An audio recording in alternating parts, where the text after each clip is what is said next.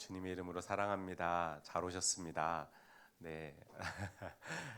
어, 여러분 혹시 오래된 건물을 리모델링 해보신 적 있으십니까?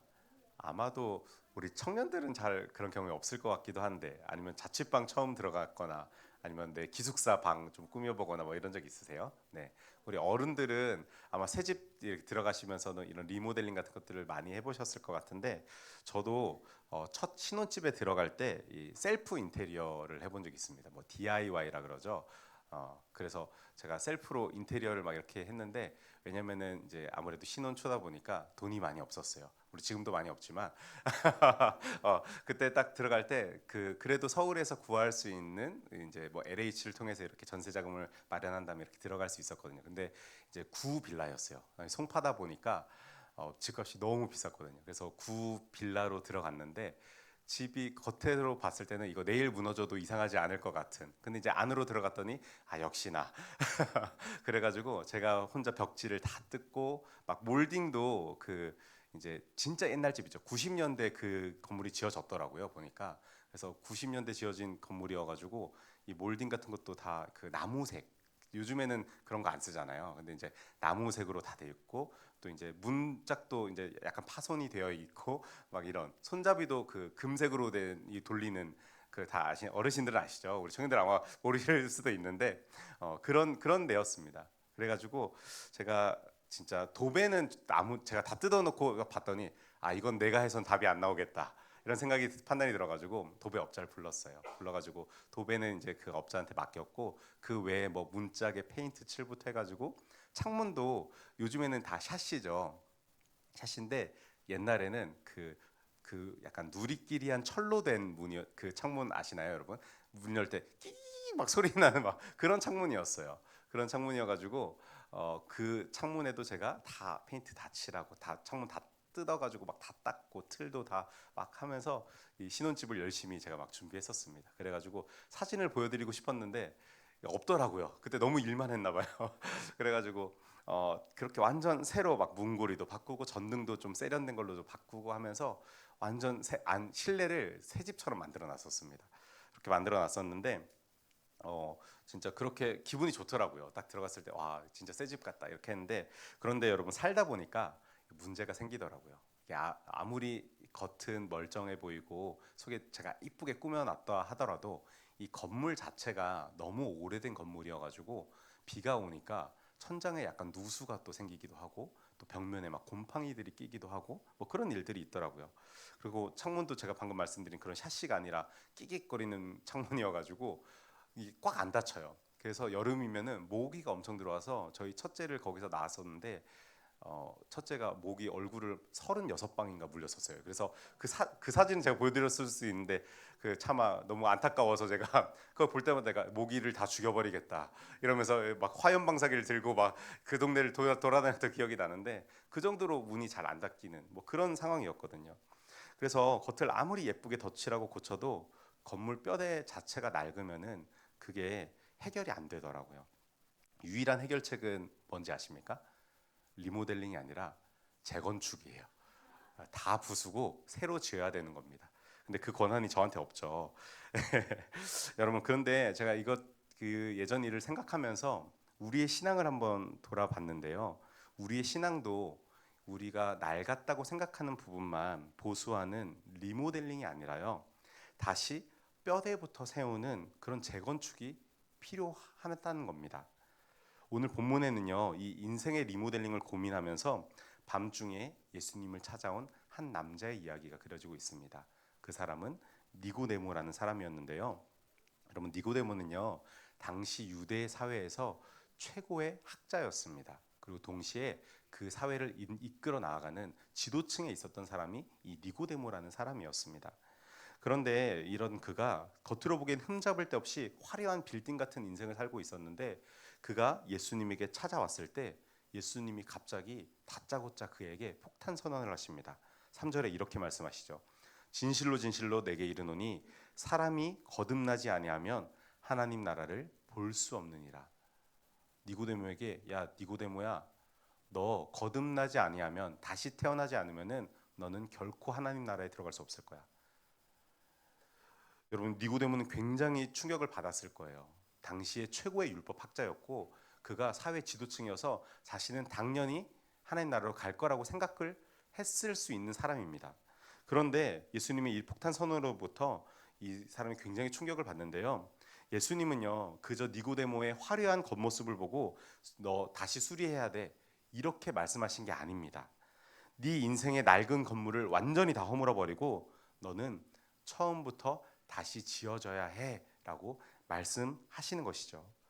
여러분 오늘은 예수님과 니고데모의 대화를 통해서요 신앙이 익숙한 생활이 되어버린 우리에게 주시는 거듭남의 비밀을 함께 묵상해 보려고 합니다. 그래서 첫 번째 묵상은 이것인데요. 같이 한번 읽어볼까요? 시작. 종교적 이력서는 거듭남의 조건이 아니라는 겁니다. 여러분 방금 말씀드린 것처럼요. 니고데모는요. 바리새인 중에 바리새인이었습니다. 마치 사도 바울과도 같은 사람이었어요. 그리고 자그마치 이 사람은요. 유대인들의 지도자였습니다. 요즘으로 치면은 어떤 정도의 위치였을까 한번 생각을 해봤는데요. 아마도 명문대의 교수님이자 동시에 국회의원을 겸임하고 있는 그런 사람이 바로 이 니고데모였습니다. 그런데 그 정도로 사회적인 신분까지 끝내주는 게 아니라요. 신앙심까지 끝내줬던 그야말로 엄친아 중에 엄친아였던 사람이 바로 이 니고데모였는데요. 그런 그가 아무도 보지 않는 밤중에 깊은 어둠 중에 예수님을 찾아왔다고 성경은 기록하고 있습니다. 여러분 왜 그가 대낮에 밝은 낮에 예수님을 찾아온 게 아니라 그 아무도 걸어 다니지 않는 어둠 중에 사실 여러분 당시 유대 시절에 어둠 속에 걸어 다닌다는 것은요 목숨을 걸어야 하는 행위일 수 있거든요. 지금도 여러분 많은 외국 사람들이 우리나라 보면은 무엇으로 놀랍니까? 밤에 마음대로 돌아다니고 여자들이 갑자기 밤에 런닝을 한대. 그러면 니네 나라에서 미친 거 아니야? 막 이렇게 얘기하거든요. 왜 그러냐면은 안전이 보장되어 있지 않기 때문입니다.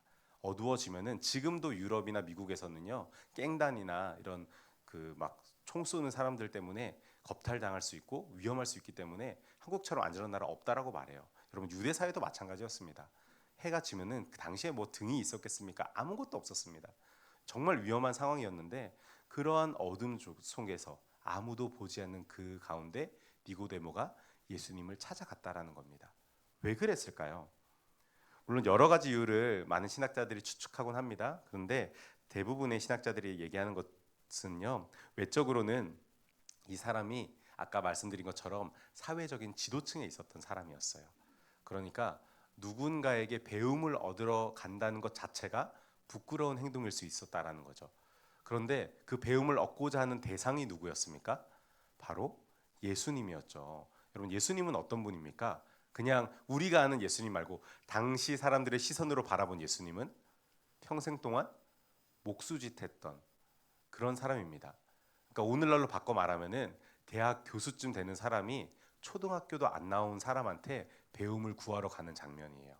그러니까 니고데모로서도 자신의 체면을 차리기 위해서 그 자리에 아침 대낮에 갈 수 없었던 겁니다. 그 밤늦게 예수님을 찾아가면서 예수님에게 질문을 하는데요. 근데 여러분 진짜로 궁극적으로는요.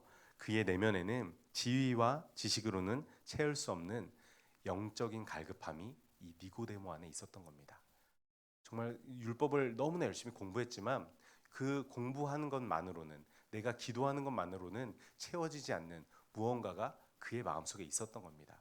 그런데 소문을 듣자 하니 예수라는 사람이 왔는데 그 사람이 진짜라더라. 이런 소문을 듣고 낮에는 갈 수 없었지만 밤에 너무너무 궁금한 나머지 예수님을 찾아갔던 것입니다. 그런데 여러분 재밌는 것은요. 니고데모가 예수님을 찾아와서 인사를 하자마자 예수님이 그에게 너 거듭나야겠다. 그래야 하나님 나라 갈 수 있어. 라고 말씀하신 겁니다. 여러분 거듭난다라는 게 무슨 뜻입니까? 우리 교회에서 거듭난다라는 말 되게 많이 듣죠. 거듭난다라는 표현 어떤 의미를 가지고 있습니까? 제가 성경 상식으로 이렇게 잠시 준비해 봤는데요. 거듭나다라는 말은요. 헬라어 아노덴이라는 단어를 사용하는데 이 아노덴이라는 단어는요. 두 가지 뜻이 있습니다. 첫 번째 뜻은 다시 태어나는 것입니다. 말 그대로 생물학적으로 다시 죽었다가 살아나는 것. 그것을 다시 태어난다. 아노덴이다라고 표현을 하는 겁니다. 그런데 두 번째 의미가 있습니다. 그건 뭐냐면은 위로부터 태어나는 것이라고 말합니다. 우리 아까 마지막 찬양이 제목이 뭔지 아십니까? Born Again이죠. 다시 태어나다는 뜻인데, 여러분 그 다시 태어나다라는 의미는요, 이 땅에서 다시 태어나는 게 아니라 하나님의 능력으로부터 힘입어 우리가 다시 태어난다라는 것입니다. 그 의미를 가지고 있는 게 이 아노덴이란 단어인데요. 예수님은 니고데모에게 너의 지식과 노력이라는 방법이 아니라 하나님으로부터 오는 생명으로 완전히 새롭게 시작해야 해라고 말씀을 하고 있는 것입니다. 그러니까 두 번째 의미로서의 아노덴을 사용하신 것입니다. 그런데 이 당대 최고의 지식인이었던 니고데모는요, 이 말을 듣고 굉장히 당황을 하죠. 왜냐하면은 니고데모는 첫 번째 의미로 이 뜻을 받아들였던 겁니다. 왜냐하면은 공부를 너무 많이 했던 사람이기 때문에 이 뜻을 분명히 생물학적으로도 알고 있었던 거예요. 그래서 여러분 제가 이 니고데모를 보면서 공부도 적당히 해야지 신앙이 생기겠구나, 너무 파고들면 안 되겠구나, 이런 생각 막 되게 많이 했었는데, 그래서 여러분 니고데모가 예수님에게 이렇게 질문하죠. 4절 우리 같이 한번 읽어볼까요? 시작.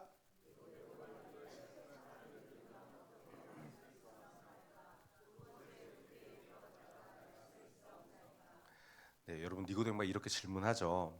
예수님, 아니 다시 태어난다는 게 어떻게 됩니까? 다 늙었는데 다시 엄마 뱃속에 어떻게 들어갈 수 있나요? 그리고 그렇게 태어나는 게 말이 되나요? 하면서 질문하는 겁니다. 니고데모는 지금 철저하게 자기 생각과 상식적인 차원에서 고민을 하고 있는 겁니다. 여러분 여기서 우리가 중요하게 봐야 할 포인트가 있는데요. 니고데모의 문제는요, 니고데모가 부족하기 때문에 생긴 문제가 아니라는 겁니다. 바로 니고데모가 너무너무 잘 갖춰져 있었기 때문에 생긴 문제가 바로 이런 질문이라는 거죠. 자신의 지식, 자신의 신앙, 자신의 열심이 이미 충분했던 사람이었습니다. 그렇기 때문에 하나님의 역사를 자기 상식 안에만 두려고 했기 때문에 생기는 문제가 바로 여기서 발생했던 것입니다. 여러분 종교개혁자인 존 칼빈이 쓴 기독교 강요에서요, 이런 말이 있는데요. 인간의 본성은 전적으로 부패했기에 부분적인 수리로는 충분하지 않다. 완전히 새로워져야 한다라고 이야기합니다. 그러니까 우리가 가진 어떤 것들을 조금씩 조금씩 수리해 나가는 게 아니라 나의 모습은 완전히 다 무너뜨리고 반석, 예수 그리스도라는 반석 위에 우리가 다시 우리의 신앙을 세워 나아가야 한다라는 것을 분명하게 이야기하고 있는 것입니다. 그런데 여러분 우리는 자꾸 이렇게 생각합니다. 내가 조금만 더 착해지면 되겠지. 내가 조금 더 열심히 신앙생활하면 될 거야. 교회 봉사도 좀 열심히 하고 내가 또 선생님으로도 섬기고 내가 할 수 있는 최대한 하나님이 기뻐하실 것 같은 일들을 열심히 해내면은 아마 내가 조금 더 거룩해지고 하나님 나라에 이룰 수 있게 될 거야 라는 착각을 하게 된다라는 거죠. 물론 여러분 그런 일들 해야 합니다. 하지 말아야 된다고 말씀드리는 거 아니에요.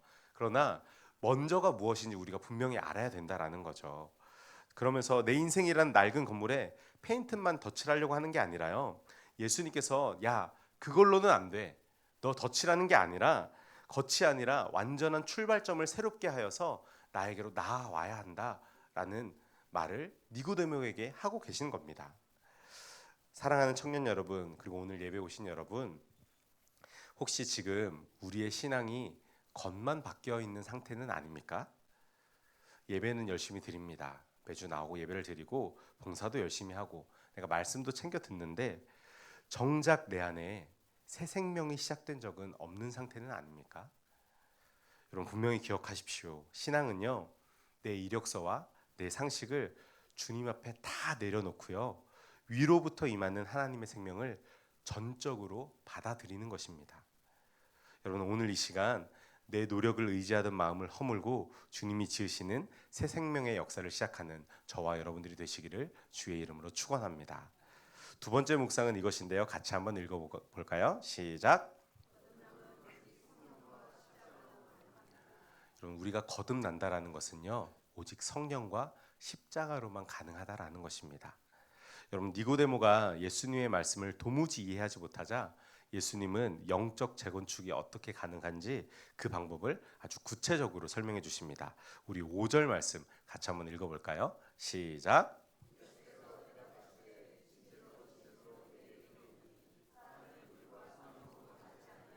하나님의 나라에 들어갈 수 없느니라. 아멘. 여러분 여기서 예수님이 방법을 딱 한 가지 말씀하시죠. 거듭날 수 있는 방법, 다시 태어날 수 있는 방법, 어떤 걸로 태어나야 된다고 말씀하고 계시죠? 물과 성령으로 태어난다고 말씀하십니다. 여러분, 여기서 물과 성경은 무엇을 의미할까요?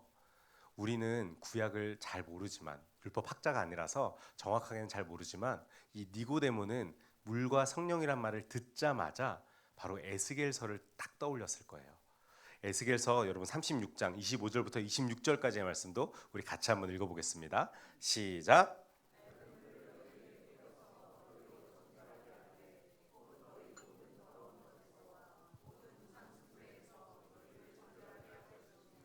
또 새 영을 너희 속에 두고 새 마음을 너희에게 주되 너희 육신에서 굳은 마음을 제거하고 부드러운 마음을 줄 것이며. 아멘. 여러분, 여기서 맑은 물과 새 영의 역할이 분명하게 나와 있습니다. 맑은 물은 어떤 역할을 한다고 나와 있죠? 씻어내는 겁니다. 우리가 쌓아온 과거의 죄와 오염된 생각들을 깨끗하게 청소해내는 정결을 의미하는 것이 맑은 물입니다. 새 영은 무엇을 의미합니까? 바로 채우는 겁니다. 그렇게 맑은 물로써 깨끗하게 씻어내졌던 나의 마음 안에 영으로, 주의 영으로 가득 채우면서 청소되었던 텅 빈 우리 마음속에 하나님의 생명력이 불어넣어져서 우리의 딱딱했던 그 마음을 부드럽게 만들어주는 것, 그것이 바로 성령님이 하시는 역할이라는 것입니다. 여러분, 이 말씀이 선포된 에스겔서는요, 언제 선포된 말씀입니까? 이게 바벨론 포로기에 선포된 말씀이죠.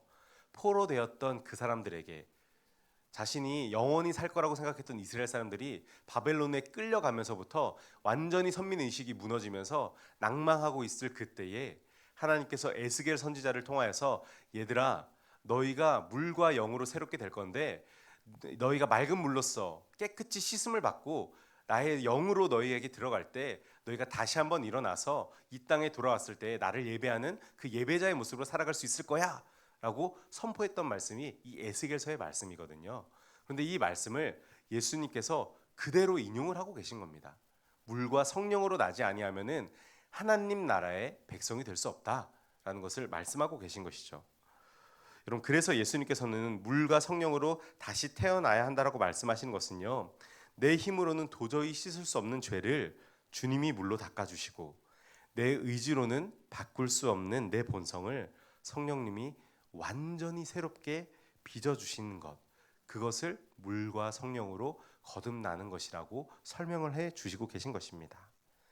니고데모가 밤낮으로 연구했던 율법 공부로는 불가능하지만 오직 위로부터 임하시는 하나님의 물과 성령으로는 가능하다라는 것을 예수님께서 선포하고 계신 것이죠. 여러분, 예수님께서 이 말씀을 하셨을 때요, 아마도 성경적 상상력을 좀 더해보면요, 니고데모가 여전히 이해를 못했던 것 같아요. 약간 갸웃거리면서, 아 그래, 에스겔서에서 그런 말이 있긴 했지, 그래, 그런 건 이론적으로는 알긴 알겠어. 그런데 내가 지금 내 삶 속에서 뭘 해야지 물로 씻음 받고 성령으로 거듭난다라는 거지? 라는 의문이 이 니고데모에게 여전히 있었던 겁니다. 그래서 그 니고데모의 얼굴을 보시고 예수님이 비유의 말씀으로 한 번 더 이렇게 말씀해 주시는데요, 우리 8절 말씀 같이 한번 읽어보겠습니다. 시작.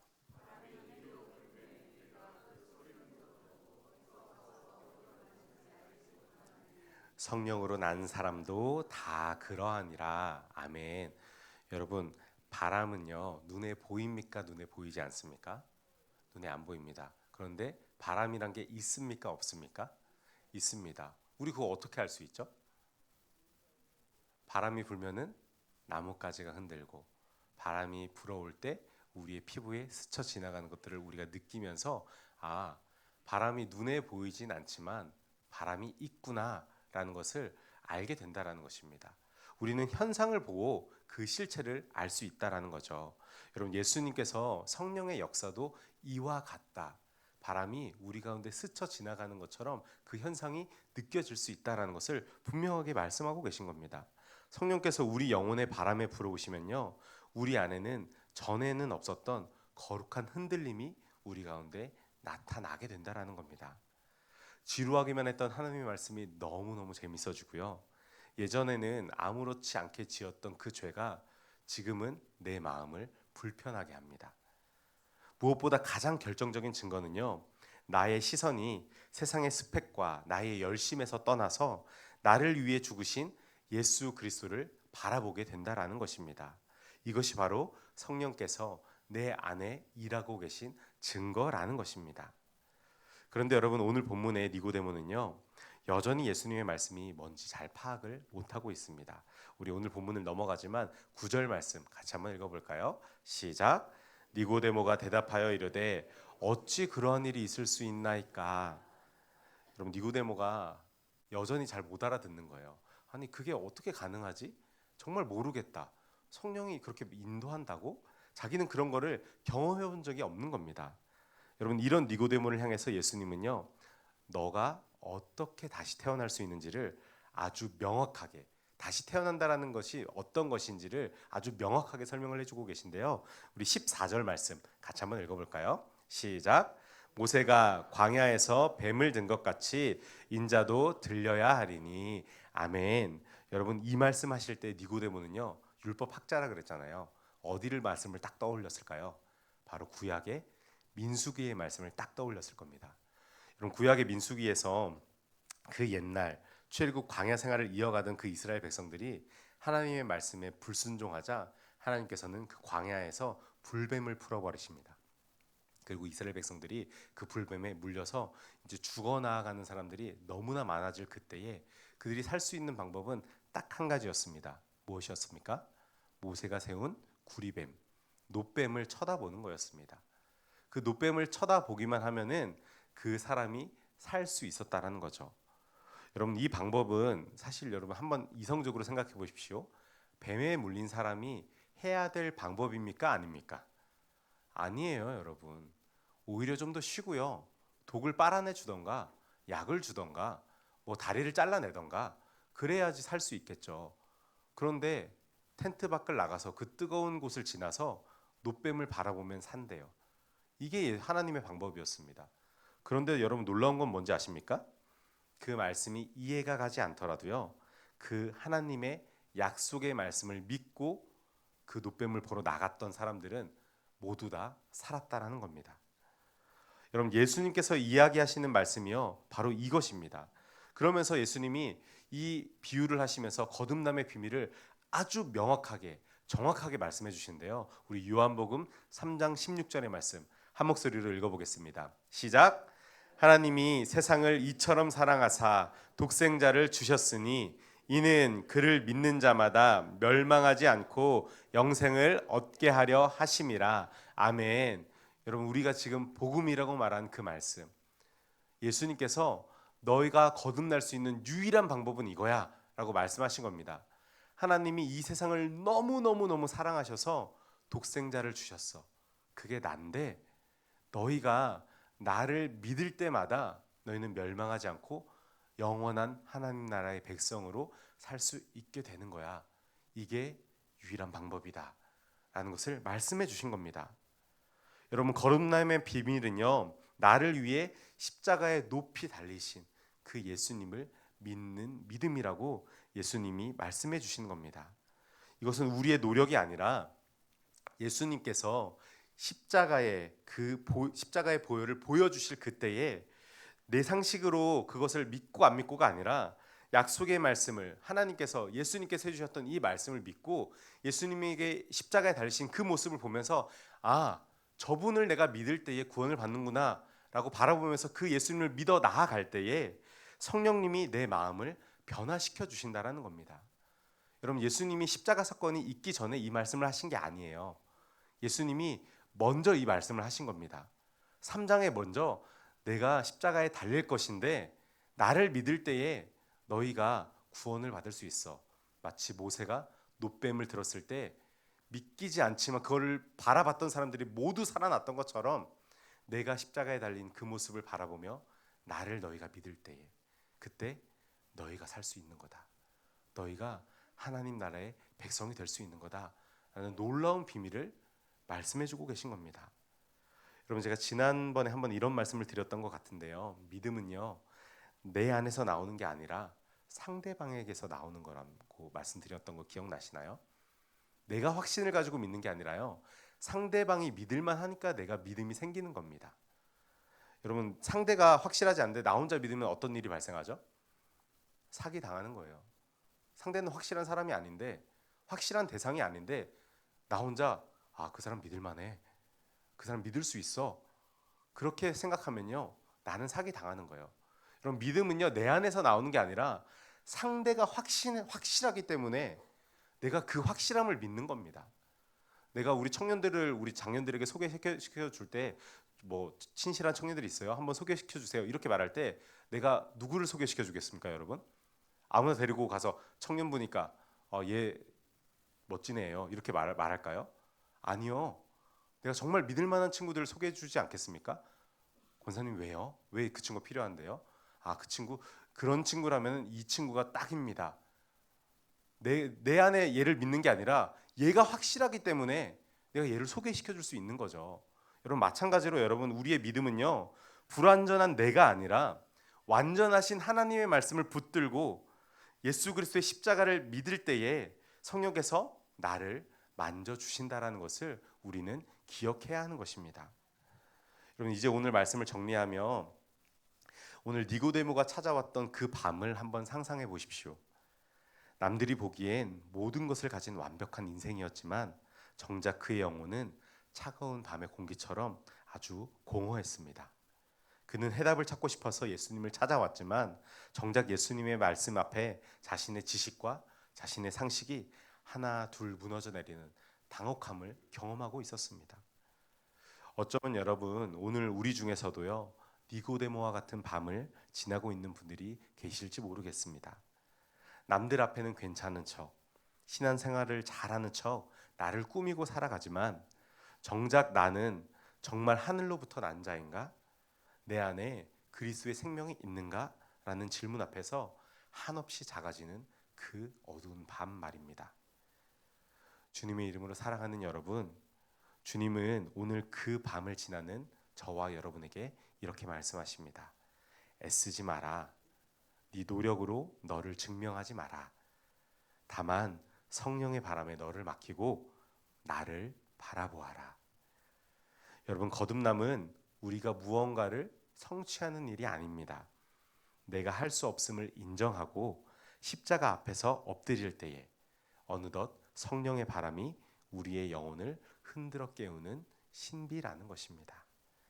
정말 바라기는 캄캄한 밤이었던 니고데모의 인생이 훗날 십자가 앞에서 당당히 빛을 발했던 것처럼 오늘 우리 안에 불어온 이 성령의 바람이 저와 여러분들의 인생의 밤에서 아침으로 옮겨지시기를 주님의 이름으로 축원합니다. 기도하겠습니다.